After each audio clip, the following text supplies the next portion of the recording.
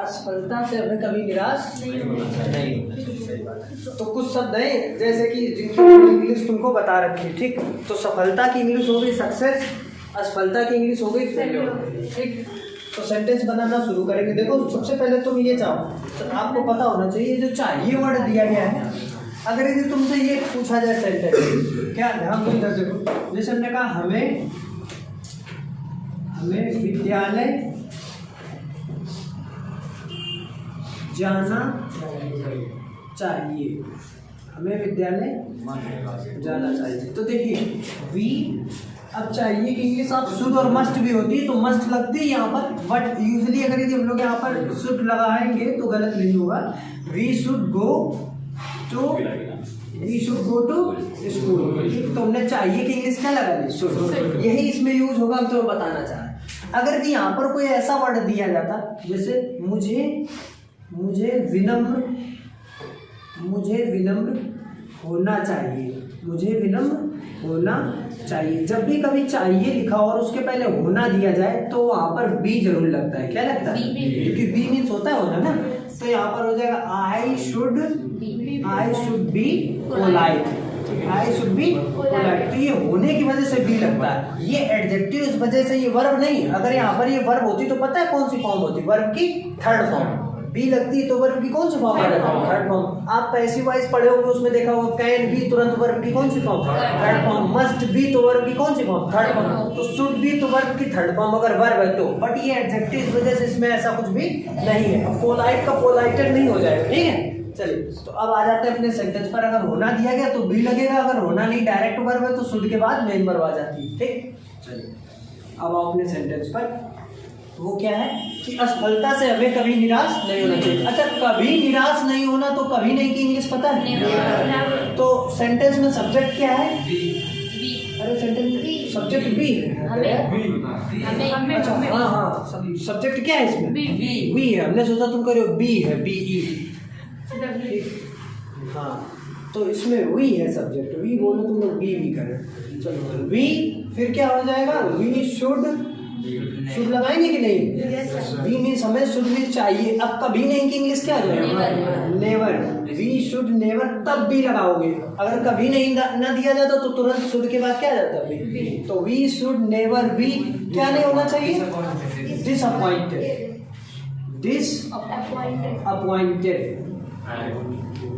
Disappointed, फिर bye failure.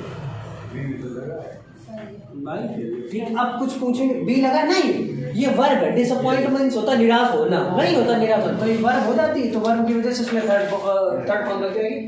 यहाँ तक किसी को कोई समस्या? अब देखो लिखा है सफलता और असफलता बहने।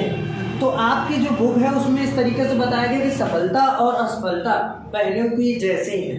तो लाइक कैसे कि सफलता यानी सक्सेस एंड असफलता यानी कि failure, success and failure are like sisters, ऐसे बताया गया। हाँ ऐड का प्रयोग नहीं होगा इसमें, आपने लिखाया था किसमें? डिसअपॉइंटेड के बाद ऐड का प्रयोग, डिसअपॉइंटेड के बाद डिसअपॉइंटेड एट समथिंग होता है कुछ भी, किसी बात पर ऐसे निराश होना। ये किस पर है? नहीं हमने डिसअपॉइंटेड लिखा, डिसप्लीज्ड लिखा होगा, डिसअपॉइंटेड भी लिखा है लिखे। चलो कोई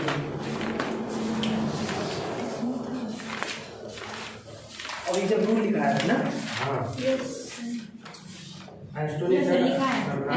हाँ डिसअपॉइंटेड है वहाँ पर, डिस्प्लेड है, डिसअपॉइंटेड है, अलार्म, सरप्राइज्ड, एस्टोनिश्ड, डिस्ट्रेस्ड। ठीक।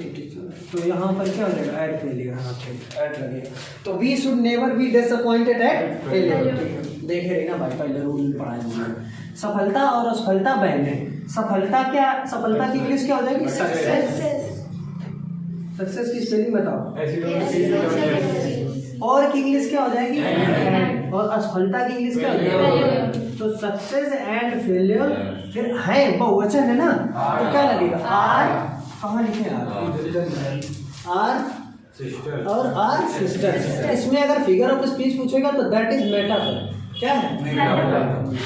मेटाफर की पर्सोनिफिकेशन, रूपक अलंकार। हाँ रूपक अलंकार है कि पर्सोनिफिकेशन, मानवीकरण है। Personification. नेक्स्ट बताओ क्या लिखा है? असफलता हमारी आंखें खोलती है। कौन खोलता है? असफलता, failure. असफलता की इंग्लिश क्या हो जाएगी? आंखें खोलना।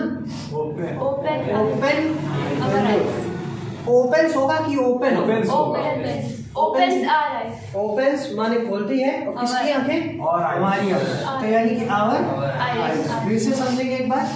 असफलता हमारी आंखें खोलती है, तो असफलता की इंग्लिश क्या हो गई? Failure. और खोलती है प्रेजेंट इंडेफिनिट टेंस, तो ओपन्स क्या खोलती है? हमारी आंखें, यानी आवर। किसी को यहाँ तक समस्या आ रहा है? ये समझ ये साफ कर देंगे भी, आपको बनानी पड़ेगी अपने मन से। एक एक सेंटेंस को बहुत ध्यान से समझिएगा, ठीक है? और अच्छा, इसमें और जुड़ा था यहाँ पर, फुल स्टॉप नहीं होगा, फिर कोई बात नहीं। और की इंग्लिश क्या हो जाएगी?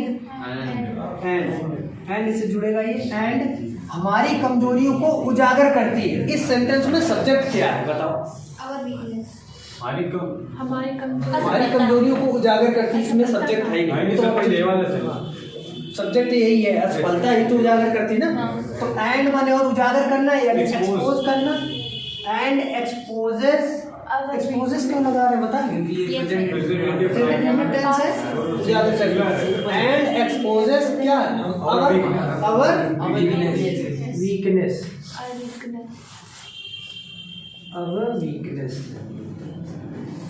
ठीक। देखो, फेल्योर ओपन्स आवर आइज, असफलता ओपन्स मींस खोलती आवर आइज, हमारी आंखों को। एंड माने और एक्सपोजेस मींस क्या है? उजागर। आवर वीकनेस हमारी कमजोरियों को, ठीक है? कोई बात नहीं। उन्हें दूर कर, उन्हें दूर कर। तो बाई ओवरकम, ओवरकम मतलब होता है उन पर विजय पाकर, उन पर। तो बाई ओवरकमिंग, वैसे होता तो ओवरकम ही है, लेकिन ये ओवरकमिंग कैसे हुआ, ये लॉजिक कोई बता सकता है बच्चा? पोजीशन आया, बाई आया, बाई आपको पता है कि बाई के बाद समझ गए ना? तो बाई ओवरकमिंग क्या है? उन्हें दूर कर हम पुनः सफल हो सकते हैं। हम यहाँ से ट्रांसलेशन आपको बनाना, हम पुनः, पुनः की इंग्लिश बताएंगे चलिए। अगेन, पुनः सफल हो सकते हैं। तो वी कैन फिर succeed, we can succeed means क्या होता है? सफल होना। सक्सीड मीन्स होता है सफल होना, दोनों होता है, ठीक? इसमें बी नहीं लगाओगे होने के लिए, क्योंकि इसका मतलब ही होता है सफल होना, ठीक? तो we can be succeed again. पुनः की इंग्लिश छूट रही थी, that is again. We can succeed again, be नहीं लगेगा इसमें, ठीक? क्योंकि सक्सीड माने होता सफल होना। अगर इसमें सिर्फ सफल होता तो होने की इंग्लिश तुम्हें बी लगानी पड़ती है यहाँ पर, समझ गए कि नहीं? चलिए, बड़े बड़े वैज्ञानिक अपने प्रयोगों में असफल होते हैं। एक सेंटेंस हम ये बताएंगे, इसी पर आधारित 3 सेंटेंस हैं आने वाले, वो तुम लोगों को बनाने पड़ेंगे, ठीक है? तो बड़े बड़े वैज्ञानिक होता है great scientist, great scientist, great scientist बहुत क्या? बड़े बड़े वैज्ञानिक काफी है, तो साइंटिस्ट हो जाएगा, प्लूरल है, ठीक? तो बड़े बड़े वैज्ञानिक अपने प्रयोगों में असफल होते हैं। फेल, हम फेल्स लगाए कि फेल लगाए? फेल्स नहीं होगा, ऐसा नहीं होगा। तो ग्रेट साइंटिस्ट, ये साइंटिस्ट वैज्ञानिक है भाई। हाँ, तो ग्रेट साइंटिस्ट फेल। अब क्या होता है? इन दियर एक्सपेरिमेंट्स, इन दियर एक्सपेरिमेंट्स, एक्सपेरिमेंट है कि एक्सपेरिमेंट्स होगा? बड़े बड़े होता है युद्ध के मैदान में पराजित होते हैं। ये कौन बताएगा? बताओ, कोई है बच्चा तो बताए, बस बताओ। अच्छा बोलो बोलो बोलो बोलो। Great warrior, great warrior. हाँ, तुमको योद्धा की इंग्लिश नहीं आ रही होगी, तो ग्रेट वॉरियर होगा कि वॉरियर्स? वॉरियर्स। बड़े बड़े योद्धा फिर क्या है? हारना, हारते हैं, हारना, पराजित होना, डिफीट, डिफीट, डिफीट। फिर in the battle field, in the battle field. Battle field का मतलब क्या होता है? बैटल ग्राउंड ना लगाइए, बैटल फील्ड लगाइए, ठीक है? महान नेता चुनाव में हार जाते हैं, ये कौन बताएगा? ये लड़कियों में, गर्ल्स में कौन बताएगा? कोई है जो बताएगा? तुम बता। Great leader. ये लोग देखो कैसे मुंह बंद किए बैठे हैं, तुम्हें वीडियो चल रहा अभी, कुछ कहेंगे। ग्रेट लीडर तो क्या है? डिफीट, नहीं लीडर्स होगा, एक सेंटेंस गलत बनना है। आपको पता होगा कि पता है इसमें कि बड़े बड़े योद्धा युद्ध के मैदान में पराजित होते हैं। यहाँ पर हिंदी ये निकल रही है कि बड़े बड़े योद्धा युद्ध के मैदान में पराजित कर देते हैं। यहाँ पे ये सेंस निकलेगा, क्योंकि डिफीट मतलब हारना होता है, लेकिन ये खुद हार जाते हैं तो इस तरीके से बनेगा। इस सेंटेंस को आप ऐसे वैसे बनाएंगे, आर डिफीटेड, उन्हें हरा दिया जाता है। सेंस ये बनना है यहाँ पर, great warriors are defeated in the battlefield. उसी तरीके से ये भी बनेगा कि ग्रेट लीडर्स, फिर क्या है, Are defeated in the election. in elections, In their election. in elections, चुनावों में हार गए हैं। ठीक है, आगे क्या है, पर वे निरंतर प्रयास करते रहते हैं। प्रयास करते रहना। तुमने एक दिन हमसे सेंटेंस पूछा था, आप बताएं आंसर इसका। पर की इंग्लिश पहले तो बताओ, पर की इंग्लिश क्या होगी? लेकिन हमने तो लेकिन की इंग्लिश बट पढ़ी। लेकिन भी होता है, पर भी होता है, परंतु भी होता है। उन सभी की इंग्लिश क्या होती है? बट। वे की इंग्लिश क्या लगेगी? दे मीन्स हो गया वे। ठीक है, निरंतर प्रयास करते रहते हैं। निरंतर की इंग्लिश लास्ट में लगाना कॉन्टिन्यूसली एज एडवर्ब। ठीक, एज एन एडवर्ब आप लगाएंगे कॉन्टिन्यूसली। प्रयास करते रहना, बताइए क्या? ट्राई नहीं, कीप ट्राइंग। पूछा था कभी, आया यार? They keep trying, they keep trying. और फिर कैसे? Continuously, continuously, full stop. Next है, और एक दिन सफल होते। एंड वन डे, एंड माने और वन डे माने एक दिन। गेट सक्सेस यानी सफल होते हैं, यानी सफलता को प्राप्त करते हैं। Get success and one day get success. अच्छा, डेफिनेटली, श्योरली लगा दो, लास्ट में लगा लो। अच्छा, एक बात बताओ, जैसे इन्होंने बताया कि सर हमसे श्योरली छूटा जा रहा था, हमसे खुद छूटा जा रहा है। एग्जाम में आपसे छूट जाए तो आप क्या करें? अफसोस मनाओगे? अफसोस जान ही नहीं पाओगे आप भाई। जब हम नहीं जान पाए तो वहाँ तुम भी जब लिख रहे होगे, वो तो स्टूडेंट, तो श्योरली छूट गया, जान नहीं पाओगे। अब यहाँ पे इतने सारे लोग बैठे हैं तो जान गए कि हाँ, कोई बच्चा जान गया कि इसमें एक निश्चित अवश्य की इंग्लिश छूट रही है। ठीक है, डेफिनेटली या श्योरली आप लगा लेंगे। ठीक, अगर छूट जाती तो अफसोस नहीं मनाना, नंबर आपको मिलेगा। यहाँ पे नंबर कटने वाला नहीं था। ठीक, तो ये कुछ ऐसी जगह है जहाँ पर स्टोरी आपकी थोड़ी बहुत इधर उधर है तो वो चल जाता है। मार्ग की कठिनाइयों को देखकर हमें कभी निराश नहीं होना चाहिए। मार्ग की कठिनाइयों को देखकर, बाय सीइंग क्या है? The difficulties, by seeing the difficulties of मार्ग।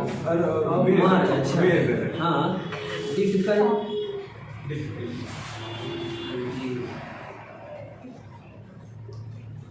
डिफिकल्टीज ऑफ बाय सीइंग माने देख कर। जब भी वे वर्ब के साथ में आईएनजी लगाते हैं हम लोग तो कर हो जाता है, जैसे देख कर, नाच कर, डांसिंग। बाय सीइंग, देख कर। ऐसे स्टार्टिंग करनी तो डायरेक्ट इससे नहीं होगा।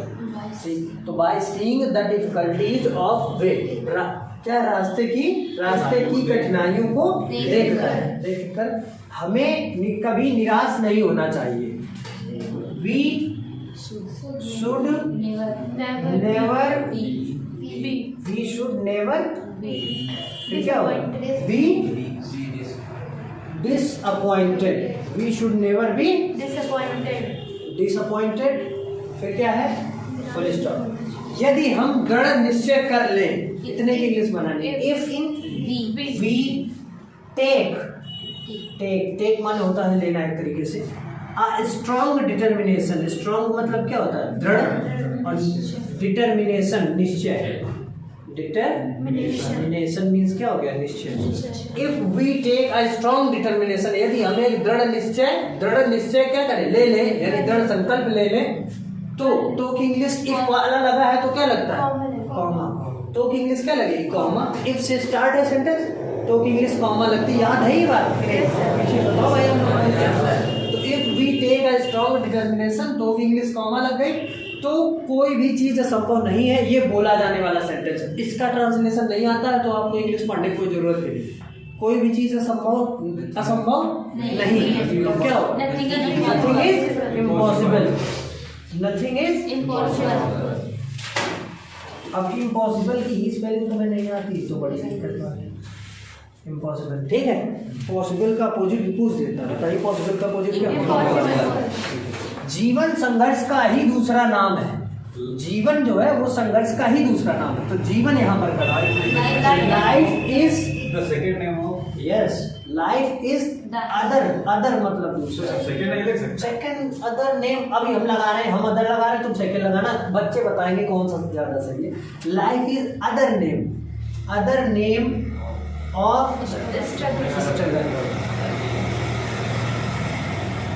अब बताओ life is second name of struggle, वो ज्यादा अच्छा है या लाइफ इज अदर नेम? जिसे ना आता हो तो सर हाँ तो सेकंड लगाओ, जब नहीं आ रहा है तो छोड़ के आने से अच्छा आप सेकंड लगाए, वहाँ पे काम चला हुआ है ना आपका, कोई दिक्कत वाली बात नहीं है। वो गलती ढूंढेंगे नहीं, आपको यही नहीं पता कि स्टोरी में गलत कहाँ होता है, सही का बता चुके इतनी बार। यहाँ पे सेकंड लगाओगे तो ठीक है। अब अगले दिन की इंग्लिश कोई नेक्स्ट डे लगाएगा, कोई सेकंड डे लगाएगा, है बात की नहीं? तो क्या गलत कर देंगे आपका सेकंड डे? वो सेकंड डे ही तो है, दूसरा दिन या अगला दिन, तो फिर भैया तो life is other name of struggle. यहाँ तक सबको क्लियर है? ये फूलों की सेज नहीं है, इसकी भी इंग्लिश हमको नहीं पता है, बताएंगे अमन, बोलो। हाँ नाम ले दिया वीडियो में तुम्हारा, नाम कटा दिया ऑबेड ऑफ, बताओ बताओ। Life is not made of roses. ये फूलों की सेज नहीं, ये लिखा है क्या? ये इंग्लिश क्या है? It is Not a bed of roses. ठीक, तो ये स्टोरी रही, इसको समझो। अभी तक आपने जो भी स्टोरी पढ़ रखी उन सभी में सबसे ज्यादा इम्पोर्टेंट स्टोरी ये है, ठीक है? इसको आप अच्छे से समझेंगे।